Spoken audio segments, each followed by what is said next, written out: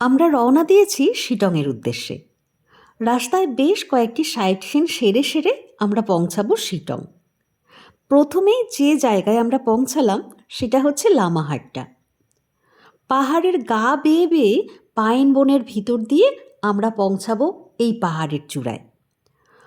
40-45 minute একেবারে চড়াই পাহাড় আমরা বেয়ে বেয়ে উঠছি। যখন ওঠা শুরু করলাম তখন কিন্তু প্রথমে প্রচণ্ড হাঁপিয়ে গিয়েছিলেন শেষ পর্যন্ত। হ্যাঁ, অনেক তো, এখন অনেক হাফও আছে, লেক আছে, তাই তো। এই রাস্তায় যে আমরা পৌঁছাতে পারবো সেটা কিন্তু ভাবিনি। তাই পাইন গাছের গোড়ায় বেঞ্চের মতো কয়েকটা বসার জায়গা করা ছিল, সেখানেই বসে পড়েছিলাম একেবারে প্রথম বেঞ্চটাতেই। 5 মিনিটের মতো বিশ্রাম নেওয়ার পর আবার এনার্জি ফিরে পেলাম, আবার ওঠা শুরু করলাম।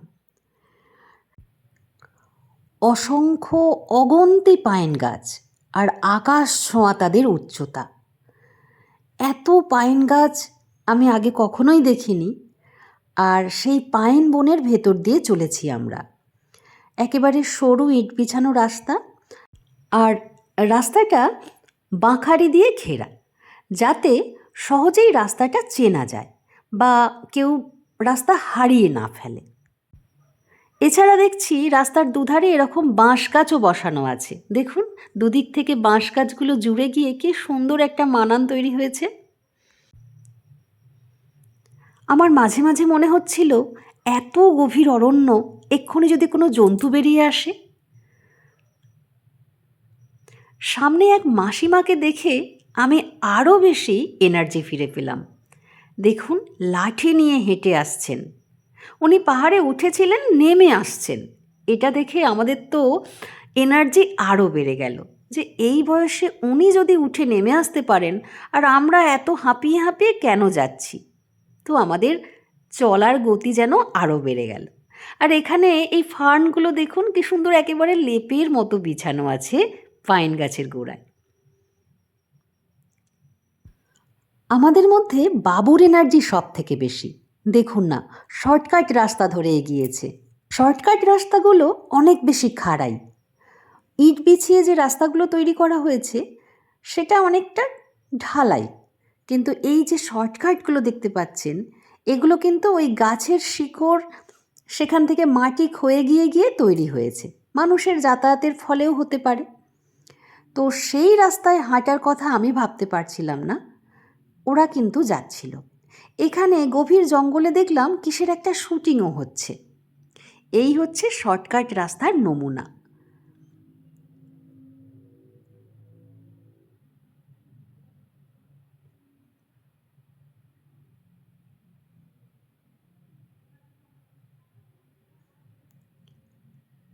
মিনিট 40 এরকম গভীর অরণ্যের মধ্যে দিয়ে হেঁটে হেঁটে উঠে উঠে আমরা পৌঁছালাম লামাহাট্টার সেই লেকের কাছে। এটা দেখে একেবারে ছোট্ট পুকুর বলে মনে হলো আমার। আর জায়গাটায় পৌঁছে আমার মনে হচ্ছিল পাহাড়ের উপরে যেন এক টুকরো সমভূমি। তো এখানে দেখলাম বেশ কয়েকটা দোকানও আছে। দোকানগুলোতে মূলত গরম গরম খাবার বিক্রি হচ্ছিল, ম্যাগি, চা, কফি। এছাড়া বেশ কিছু পানীয়র দোকানও ছিল। আর এতক্ষণ ধরে এত কষ্ট করে পাহাড়ের চূড়ায় যে কারণে মানুষরা আসেন, সেটা মূলত এই জলাশয়টি।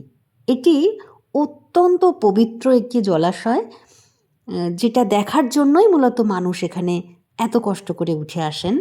তবে এই জলাশয়টি কিন্তু চারিদিক দিয়ে ঘেরা ছিল, যাতে কেউ এখানে নামতে না পারেন। তবে এই জলাশয় দেখে আমাদের তৃষ্ণা কিন্তু আরও বেড়ে গিয়েছিল। কিন্তু দুঃখের বিষয়, প্রত্যেকটা দোকানে ঘুরে ঘুরে বাবু খোঁজ নিয়েছে, কোনো দোকানেই জল ছিল না। একেবারে নিচে নেমে জল খেতে পেলাম।